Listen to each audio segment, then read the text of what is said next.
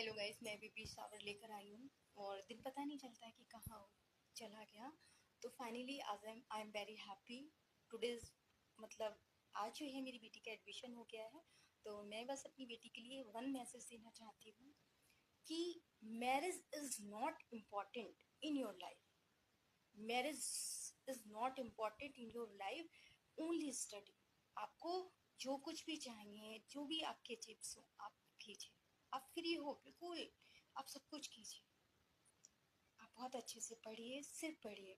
क्योंकि कहते नहीं है कि शादी के बाद हस्बैंड या सास ससुर के साथ, अगर मैं नहीं, मतलब हर किसी लड़की के साथ ऐसा होता है, कुछ भी हो जाता है तो वो कहते हैं निकलो हमारे घर से, निकलो हमारे घर से।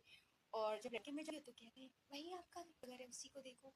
तो समझ में नहीं आता कि कौन सा हमारा घर है। तो बस मैं यही चाहती हूँ मेरी बेटी सिर्फ पढ़े पढ़े पढ़े, ओनली।